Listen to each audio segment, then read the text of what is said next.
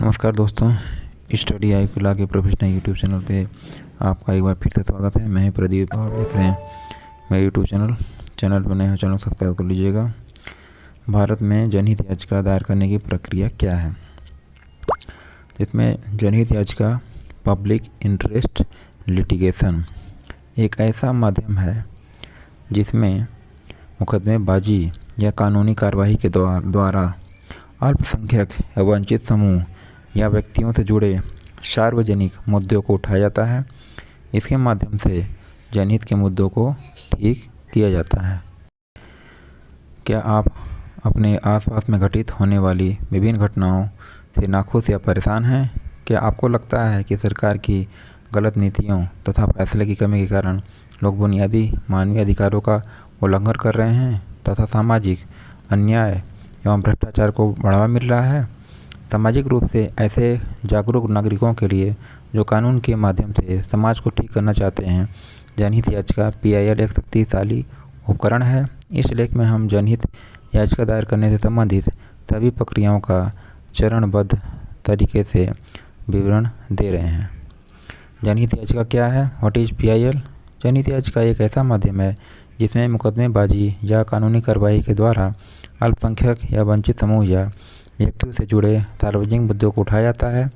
सरल शब्दों में जनहित याचिका PIL न्यायिक सक्रियता का नतीजा है, जिसके माध्यम से एक व्यक्ति या एक गैर सरकारी संगठन या नागरिक समूह अदालत में ऐसे मुद्दों पर न्याय की मांग कर सकता है जिसमें एक बड़ा सार्वजनिक हित जुड़ा होता है। वास्तव में जनहित याचिका कानूनी तरीके से सामाजिक परिवर्तन को प्रभावी बनाने का एक तरीका है। इसका उद्देश्य समान लोगों को अधिक से अधिक कानूनी सहायता प्राप्त करने के लिए न्यायपालिका तक पहुंच प्रदान करना है। जनहित याचिका दायर करने का अधिकार किसे है? Who can file PIL? तो कौन PIL फाइल कर सकता है? कोई भी भारतीय नागरिक जनहित याचिका दायर कर सकता है। केवल शर्त यह है कि इसे निजी हित के बजाय सार्वजनिक हित में दायर किया जाना चाहिए। यदि कोई मुद्दा अत्यंत असार्वजनिक महत्व का है तो कई बार न्यायालय भी ऐसे मामले में स्वतः संज्ञान लेती है और ऐसे मामले को संभालने के लिए एक वकील की नियुक्ति करती है। तो जी हाँ दोस्तों, इस तरीके से आपका कोई भी मुद्दा सार्वजनिक रूप से है तो उसको उठाने के लिए जनहित याचिका बनाई गई है। इसमें AIB का क्वेश्चन बनता है, जनहित याचिका कौन से प्रश्न के लिए दायर नहीं करती है? तो उसके लिए आपको हो गया निजी हित के लिए नहीं किया जाता है। जनहित याचिकाएँ कहाँ दायर की जा सकती हैं? जनहित याचिका को केवल उच्चतम न्यायालय सुप्रीम कोर्ट या उच्च न्यायालय हाई कोर्ट में दायर किया जा सकता है। जनहित याचिका दायर करने की प्रक्रिया क्या है? How to file PIL? तो इसमें सारी प्रक्रियाओं के लिए आगे बढ़ते हैं, पूरा वीडियो देखिए। जनहित याचिका दायर करने से पहले याचिकाकर्ता को संबंधित मामले की पूरी तहकीकात करनी चाहिए। यदि जनहित याचिका कोई व्यक्तियों से संबंधित है तो याचिकाकर्ता को सभी लोगों से परामर्श करना चाहिए।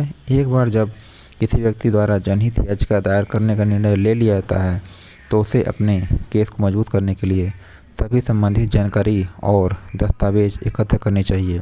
जनहित याचिका दायर करने वाला व्यक्ति खुद भी बहस कर सकता है या एक वकील को नियुक्त कर सकता है। सामान्यतः किसी भी मामले में जनहित याचिका PIL दाखिल करने से पहले एक वकील से सलाह लेने की सलाह दी जाती है, क्योंकि वकील ही कानून की भाषा जानता है, इसलिए वकील करने की सलाह दी जाती है।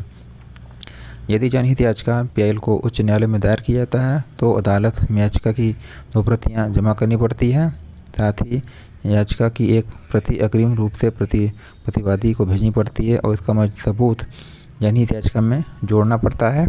यदि जनहित याचिका PIL को सर्वोच्च न्यायालय में दायर किया जाता है तो अदालत में याचिका की 5 प्रतियाँ जमा करनी पड़ती हैं। प्रतिवादी को जनहित याचिका की प्रति केवल तभी भेजा जाता है जब अदालत द्वारा इसके लिए नोटिस जारी किया जाता है। तो इस तरीके से आपका जनहित याचिका के लिए बताया गया है। जनहित याचिका दायर करने का शुल्क कितना है? Fees of PIL। अन्य अदालती मामलों के मुकाबले जनहित याचिका दायर करना सस्ता है। किसी जनहित याचिका में मोडित प्रत्येक प्रतिवादी के लिए 50 रुपये का शुल्क अदा करना पड़ता है और इसका उल्लेख याचिका में करना पड़ता है। हालांकि पूरी कार्रवाई में होने वाला खर्च उस वकील पर निर्भर करता है जिसे याचिकाकर्ता अपनी तरफ से बहस करने के लिए अधिकृत करता है। तो इस तरीके से जनहित याचिका और रीट याचिका में क्या अंतर है? रीट याचिका व्यक्तियों या संस्थानों द्वारा अपने लाभ के लिए दायर किया जाता है, जबकि जनहित याचिका आम जनता के हित के लिए दायर किया जाता है। इन दोनों में डिफरेंस है और इसमें आपको पता चल गया होगा। किन किन मुद्दों पर जनहित याचिका दायर नहीं की जा सकती है? सुप्रीम कोर्ट में जनहित याचिका दायर करने के संबंध में दिशा निर्देशों की एक सूची जारी की है, जिसके अनुसार निम्नलिखित मामलों में जनहित याचिका दायर नहीं की जा सकती है। तो इसके बाद हम देखते हैं मकान मालिक किराएदार से संबंधित मामले, सेवाओं से संबंधित मामले, पेंशन और ग्रेजुइटी से संबंधित मामले। दिशा निर्देशों की सूची में उल्लिखित 1 से 10 मदों से संबंधित मुद्दों को छोड़कर केंद्र और राज्य सरकार के विभागों और स्थानीय निकायों के खिलाफ शिकायतें, चिकित्सा और अन्य शैक्षणिक संस्थानों में प्रवेश से संबंधित मामले, उच्च न्यायालय या अधीनस्थ अदालतों से लंबित मामलों की जल्दी सुनवाई के लिए याचिका। तो इस तरीके से ये सब सारी लिस्ट हैं। ये सब के लिए आप याचिका नहीं दायर कर सकते। क्या आमतौर पर न्यायाधीश जनहित याचिकाएँ स्वीकार करते हैं? जनहित याचिका अदालत के मुख्य न्यायाधीश द्वारा स्वीकार की जाती है, इसलिए यह पूरी तरह इस बात पर निर्भर करती है कि मुख्य न्यायाधीश इस मामले को किस रूप में देखता है। उच्च न्यायालय या उच्चतम न्यायालय द्वारा किसी जनहित याचिका को स्वीकार करने की औसत दर 30 से 4% तक है और आमतौर पर उन जनहित याचिकाओं को स्वीकार किया जाता है जिसमें वर्णित तथ्यों से न्यायाधीश सहमत होते हैं और उन्हें लगता है कि विशेष महत्व का और जनता के हित में है। जनहित याचिका से संबंधित मामले की सुनवाई में कितना समय लगता है? वास्तव में यह संबंधित मामले पर निर्भर करता है। यदि कोई मामला कई व्यक्तियों के जीवन से जुड़ा है या मानवाधिकारों के उल्लंघन आदि से संबंधित है, तो ऐसे मामलों में अदालत बहुत ही कम समय में सुनवाई को पूरा करता है और मामले का निपटारा करता है। लेकिन सामान्य तौर पर अदालतों में अत्यधिक जनहित याचिकाओं के जमा होने के कारण मामलों की सुनवाई और निपटारे में सालों लग जाते हैं। हालांकि सुनवाई के दौरान जरूरत पड़ने पर अदालत अधिकारियों को कुछ कार्य करने के लिए निर्देश दे सकता है और दोनों पक्षों की अंतिम सुनवाई के बाद जनहित याचिकाओं से संबंधित मामलों में अंतिम निर्णय दिया जाता है। क्या भारत में जनहित याचिकाओं PIL को दायर करने से संबंधित अधिकारों का दुरुपयोग हो रहा है? यह जानना दिल पर चलता है कि भारत में जहां अदालतों से लंबित मामलों की संख्या पहले से अधिक है, जनहित याचिकाओं का दुरुपयोग बढ़ रहा है। 2010 में सुप्रीम कोर्ट ने व्यक्तिगत या अपराधिक मामलों वाले जनहित याचिकाओं पर काफ़ी नाराजगी जाहिर की थी और अदालतों को जनहित याचिकाओं को PIL को स्वीकार करने से संबंध में कुछ दिशा निर्देश जारी किए थे। इस संबंध में न्यायमूर्ति दलवीर भंडारी और मुकुंद कम शर्मा की पीठ ने कहा था कि अंधाधुंध जनहित याचिकाओं को दायर करने से न्यायिक व्यवस्था पर अनावश्यक दबाव उत्पन्न होता है और इसके परिणाम स्वरूप वास्तविक और प्रासंगिक मामलों के निपटारे में अधिक देरी होती है।